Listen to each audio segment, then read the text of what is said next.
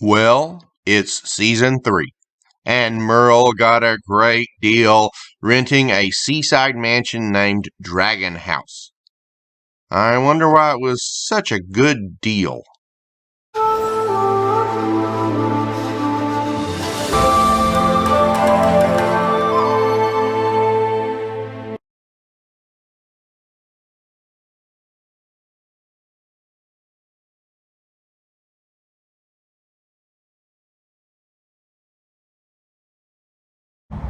Last Friday, South Carolina Governor Henry McMaster's office announced that BRN Sleep Products would invest $4.3 million in Orangeburg, South Carolina, creating 300 jobs.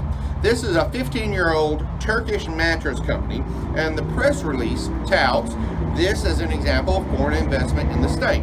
Now, last Wednesday, they issued a press release announcing a local family-owned business that would be investing in the state.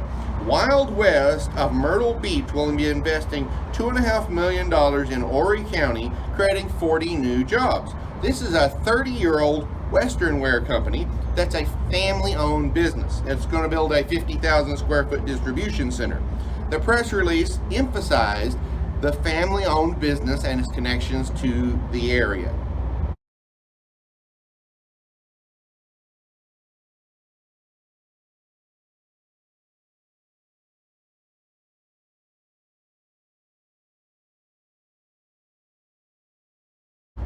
It's summertime, and as much as I appreciate Norman Rockwell, one thing I don't appreciate is the images of people diving into like ponds, like you got their traveling salesman that's sitting in the cooling in the pond. Maybe they could do that at one time, not anymore. Last Friday, Rhode Island's Department of Health recommended no swimming at the Dyer Woods Campground Beach in Kingston due to high bacteria.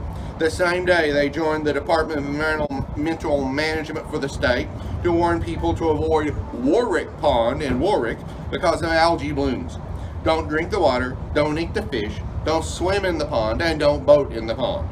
Contact with the water could irritate skin, nose, eyes, or throat. Nausea, or worse, could result from these toxins. Some people could even have damage to the liver or nervous system. This is a very serious... Combined with the possibility of brain-eating amoeba getting in your nose and chewing up your sinuses, I'd be very careful where I go swimming.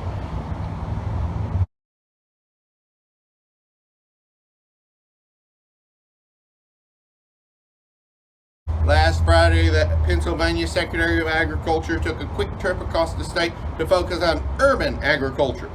The state's Farm Bill Urban Agriculture Infrastructure Program grants application will be opened up this fall, and this is what they were looking at.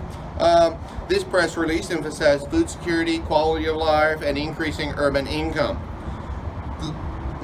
Goggle Works Center for the Arts in Reading was spotlighted, where they're turning an alley into a place to grow food and help the local youth. Lancaster County's Decca City Farms is spotlighted for its community-sponsored agriculture project with city backyard gardens and a pay-as-you-can model for those in need. That was a lightning bolt. I gotta hurry. Pittsburgh's Hilltop Urban Farms is one of the nation's largest urban farms, and it actually grows crops that are native to the Philippines.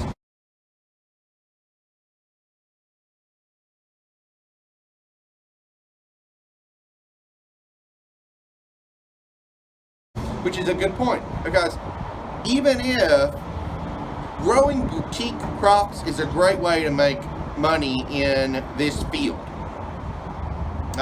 Philadelphia's Pinwheel Group works with the Boys Latin Charter Middle School to pay the students to raise micropods of crops.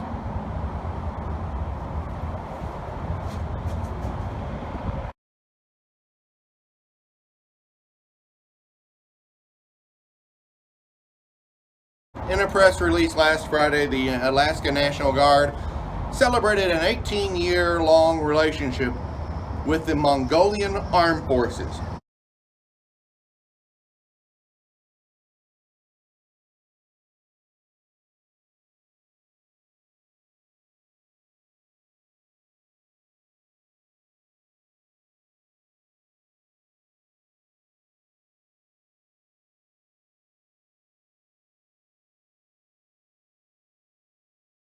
that ended this year. This relationship began in Iraq in 2003 and continued into Afghanistan. The press release discussed logistical challenges with working with the Mongolians, like, making sure everybody could get the same amount of ammunition, and helping the Mongolian forces stay equipped with personal protective equipment during last year's pandemic. Now this covers two very important things. First, very quickly, Mongolia is located between Russia and China. So it's really strategically important, and I've heard before that we've got special forces there working to help, keep them friendly toward the West. And this is another thing. Prior to the end of the Cold War, we had a large military. With the drawdown, the reserves and the National Guard are becoming much more important, not only at home, but also in combat and even in relations with foreign militaries.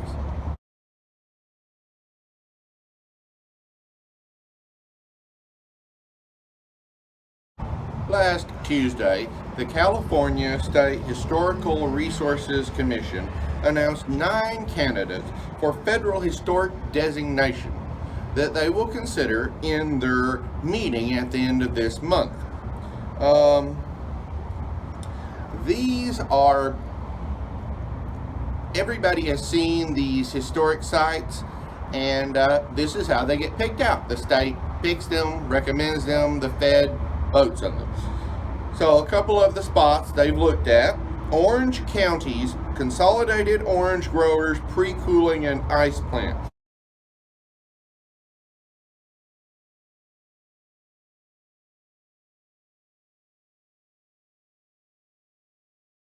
Now this was built in 1930 in the city of Orange.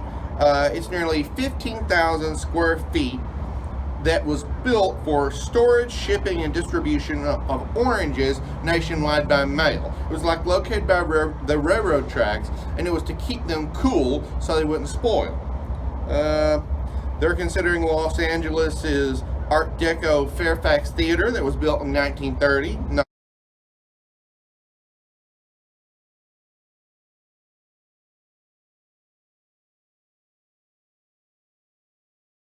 Not only is this historic, but it's central to the area's Jewish community culture over the years. They're considering the Hobart Building in San Francisco's financial district.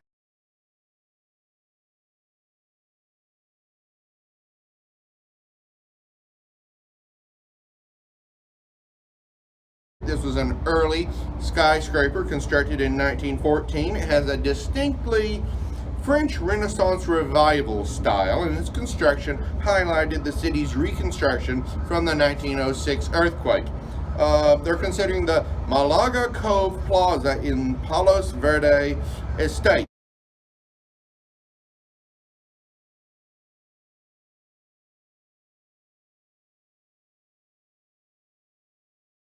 This was built over the period of 4 decades as an example of Mediterranean revival architecture. It was part of a planned city, Palos Verdes, and designed in part by the firm founded by the man who designed the Biltmore House in Asheville.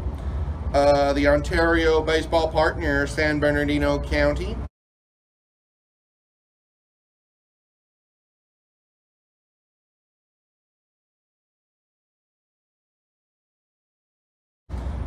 Is considered. It was constructed in 1937 to attract pro teams, so they spend their spring training there and bring more money into the area that was not only depressed but greatly depressed.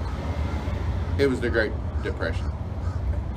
They're considering the Munk Laboratory of La Jolla Institute of Geophysics and Planetary Physics.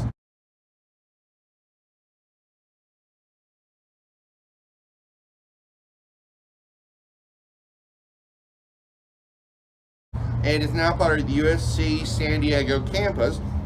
Dr. Monk was the father of oceanography, and the lab itself was designed in 1963 by a San Diego architect well known for his modern architecture.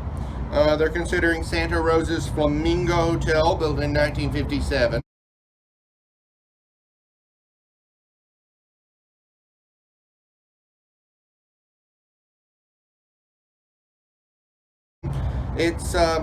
There's like 4 buildings, and they're spread out from a central area where there's a courtyard in the middle with a pool, and it's got a really iconic sign.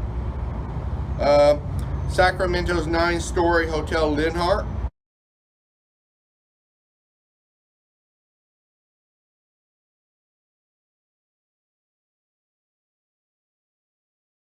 was built in 2 parts and combined 20 years later. San Francisco's Candy Factory,